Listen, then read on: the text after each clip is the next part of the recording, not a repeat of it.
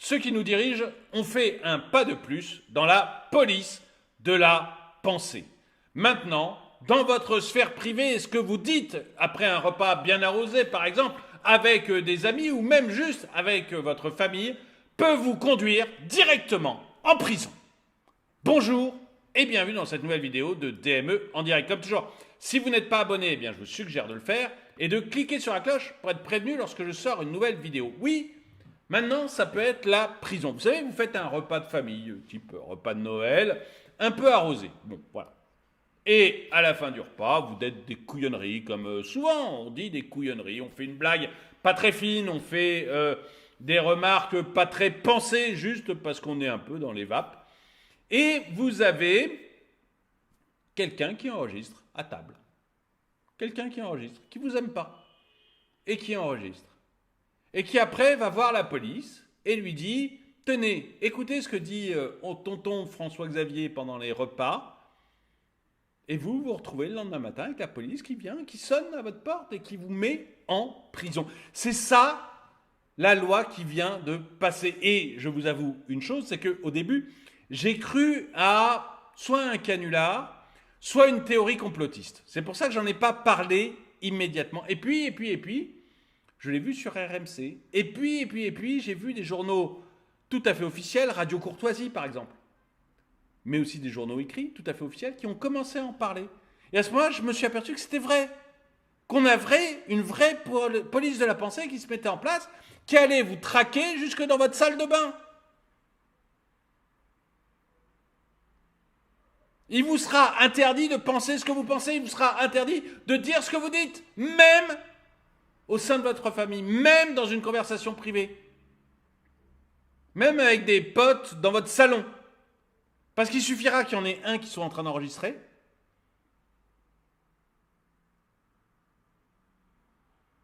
ou qui même sans enregistrer aille vous dénoncer, et hop, ça sera la zonzon. On va lire ensemble. Moi, ça m'a paru totalement sérieux. Vraiment, au début, je n'y croyais pas. Au début, j'ai vraiment cru à un complot. Enfin, une théorie du complot. Eh ben non. Vous allez voir, c'est vrai. C'est arrivé à l'Assemblée nationale française. Il faut que je vous en parle. Une proposition de loi récemment votée à l'Assemblée nationale française a suscité un débat enflammé sur les limites de la liberté d'expression et l'étendue du pouvoir gouvernemental. Intitulée « Proposition de loi visant à renforcer la réponse pénale contre les infractions à caractère raciste, antisémite ou discriminatoire ». Il y a déjà une réponse aux infractions à caractère raciste, antisémite et discriminatoire. Il y a déjà une réponse à tout ce que vous faites en public. Si là, sur cette chaîne, je dis des choses antisémites ou racistes, je passerai devant un tribunal. Bon, coup de peau, je suis ni antisémite ni raciste.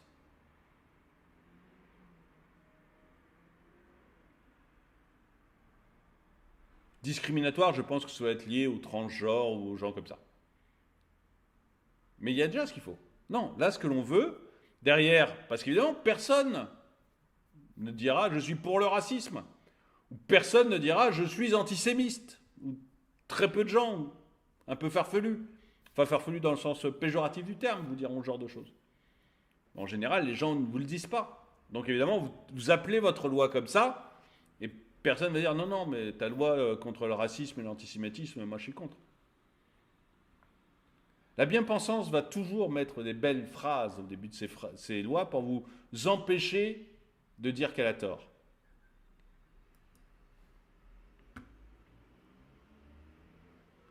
Donc, intitulé « Proposition de loi visant à renforcer la réponse pénale contre les infractions à caractère raciste, antisémite ou discriminatoire », cette législation a soulevé des préoccupations quant à son impact potentiel sur la vie privée et la liberté d'expression des individus. Parce que maintenant, c'est dans votre vie privée surtout. Ce qui les intéresse, c'est de venir voir ce qui se passe dans votre chambre à coucher. Proposée par le député Mathieu Lefèvre et soutenue par une majorité à l'Assemblée nationale, cette loi vise à introduire des sanctions sévères pour des propos jugés racistes, antisémites ou discriminatoires, même s'ils sont tenus dans un cadre privé.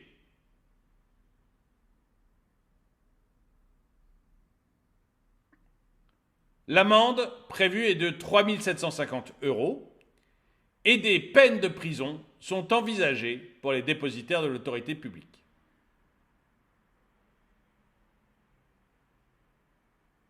Vous avez des copains chez vous, il y en a un qui vous a un peu dans le nez, il vous enregistre, il vous emmène un peu sur le registre des blagues grasses sur le racisme, sur l'antisémitisme ou autre, et hop, 3 750 € d'amende. Vous allez devoir faire gaffe à tout ce que vous dites, même chez vous.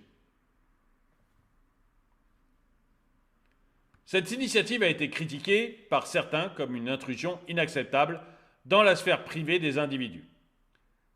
Xavier Van Lierde, journaliste à Radio Courtoisie, a dénoncé cette législation comme un pas vers une police de la pensée où les propos divergents pourraient être traqués et punis, même lorsqu'ils sont tenus en privé. Et je suis parfaitement d'accord, mais qu'on ait le droit de penser. Moi, je suis pour qu'on puisse dire tout. Mais même en public, je suis pour une liberté d'expression totale, comme vous l'avez aux États-Unis. Tout simplement parce qu'après, c'est très difficile de savoir où s'arrête le contrôle par l'État de ce que vous avez le droit de dire. Et la meilleure preuve, c'est que là, l'État va commencer à pouvoir aller voir ce que vous dites chez vous, dans votre chambre à coucher. Imaginez le couple, chambre à coucher, imaginez le couple, en instance de divorce. Imaginez le couple en instance de divorce, avec la bonne ambiance de ces moments-là. Vous ne croyez pas qu'il y en a un des deux qui va peut-être garder son téléphone allumé et enregistrer ce qui se dit dans la chambre à coucher ?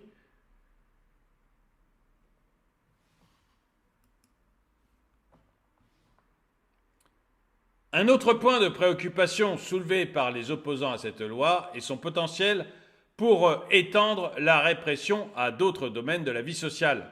Certains se demandent si des sujets de controverse tels que les politiques sanitaires ou les questions climatiques pourraient également être visés à l'avenir. Vous savez qu'il y avait une partie de cette loi, cette partie-là n'est pas passée, mais il y avait un amendement sur cette loi qui était remettre en question un État, quel qu'il soit. Vous remettez en question dans le cadre privé, par exemple, vous dites, bon, est-ce que... alors, j'ai parlé d'Israël, ne le prenez pas mal, j'ai rien contre l'existence d'Israël, mais on peut imaginer dans le cadre privé une interrogation où on se dit, bon, est-ce que l'État d'Israël est légitime pour exister ? Eh bien, il y avait un amendement pour vous interdire de vous poser cette question, même dans le cadre privé.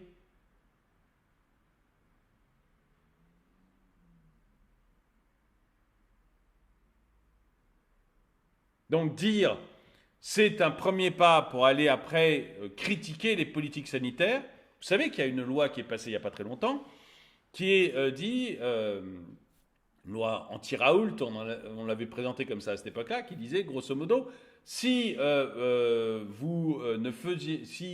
l'État faisait la promotion du vaccin par exemple, et que vous osiez dire mais il risque d'y avoir des effets secondaires, mais je ne suis pas d'accord avec cette promotion pour X raisons, eh bien, vous êtes puni par la loi.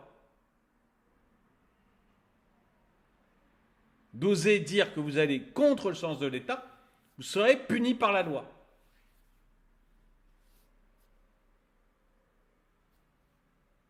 J'avais fait une vidéo là-dessus. Donc là, la question qu'on se pose, c'est est-ce que dans le cadre privé, on insérait bientôt le côté politique sanitaire ? C'est-à-dire que non seulement je ne peux plus le dire publiquement, mais en plus, si je le dis juste à des amis autour d'une table, je pourrais aussi être sanctionné. Ou du moins, est-ce que la loi ne va pas nous emmener vers ça ? Les questions climatiques. Vous savez, moi, je ne crois pas que ce soit le carbone humain. Je ne crois pas que le réchauffement climatique soit de nature humaine. Je ne suis même pas certain qu'il y ait réellement un réchauffement climatique. Sur une longue durée, hein, on ne parle pas de l'année 2023 ou de l'année 2024. Je vous parle sur une longue durée. Tout ça parce que j'ai un tout petit peu d'expérience, que je sais qu'à ma naissance en 74, le Club d'Europe disait qu'il y avait une glaciation qui arrivait, donc un refroidissement climatique, parce que dans les années 80, on m'a pompé l'air avec les pluies acides, parce que dans les 90, on m'a pompé l'air avec la couche d'ozone, et qu'à chaque fois, tout ça a disparu. Pourtant, ça faisait la une de tous les JT. Donc maintenant, quand on me parle du réchauffement climatique, j'ai quelques doutes sur la réalité, sur le long terme de ce genre de choses. Alors quand on me dit que c'est d'origine humaine, j'ai encore plus de doutes. Est-ce que je peux être pénalement répréhensible pour avoir dit des choses comme ça? Est-ce que demain, ça me sera interdit de dire ça, même dans le cadre privé? J'ai le droit de douter.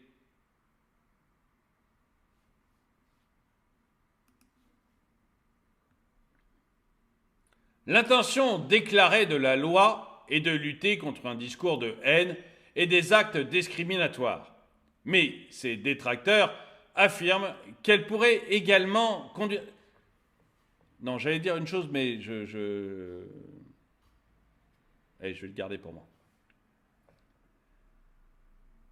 Donc l'intention déclarée de la loi est de lutter contre les discours de haine et les actes discriminatoires.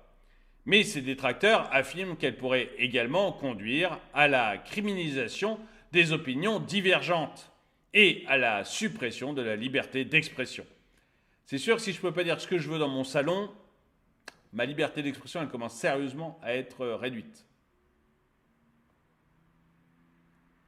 En effet, cette loi pourrait créer un climat de peur où les individus se censureraient par crainte de représailles légales.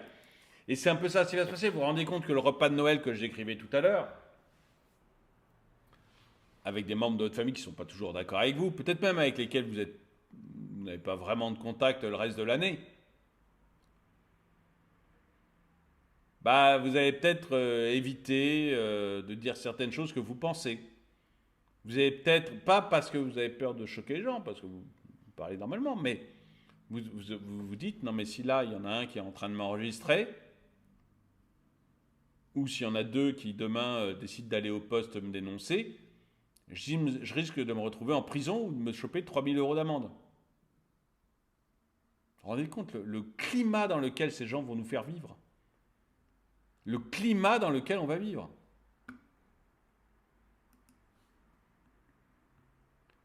Et ils le font. Alors, on veut empêcher les discours de haine, etc. Mais vous savez, moi, si je prends une liberté d'expression complète, c'est aussi parce que les discours de haine ne me gênent pas.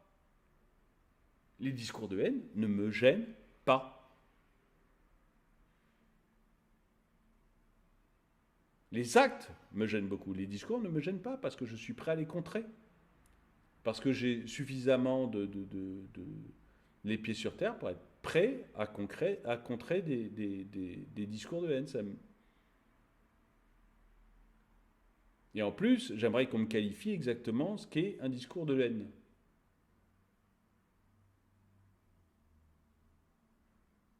C'est très difficile à qualifier après. Donc je trouve qu'on rentre dans un état, vous savez, comme il y a une grande phrase, il faut vraiment que je retrouve de nouveau l'auteur qui avait écrit ça, mais qui dit plus l'État est faible, plus il s'invite dans la chambre à coucher des citoyens. Eh bien, c'est vraiment ça. C'est-à-dire qu'on a un État qui est incapable de gérer la criminalité et les trafics de drogue à Marseille. J'ai fait une vidéo là-dessus. C'est pas moi qui le dis, c'est les juges marseillais. Les juges qui sont en charge de ces dossiers, le procureur général et les juges, disent on a presque perdu. L'État n'est pas capable de gérer la criminalité à Marseille. On a un État qui voit des dealers se battre avec des gilets pare-balles et des AK-47 à Rennes, en plein jour. À Rennes, pendant 1 heure.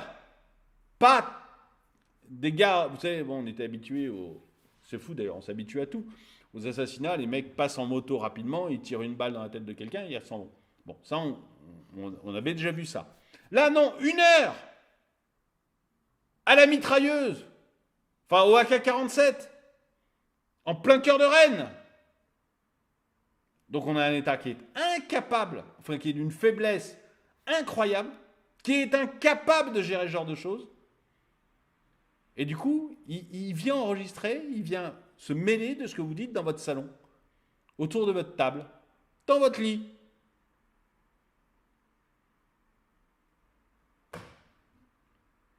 Moi, j'en peux plus de la bien-pensance, en fait. Je crois que c'est ça, c'est que j'en peux plus de la bien-pensance. En résumé, cette proposition de loi soulève des questions fondamentales sur l'équilibre entre la protection contre la discrimination et le respect des libertés individuelles.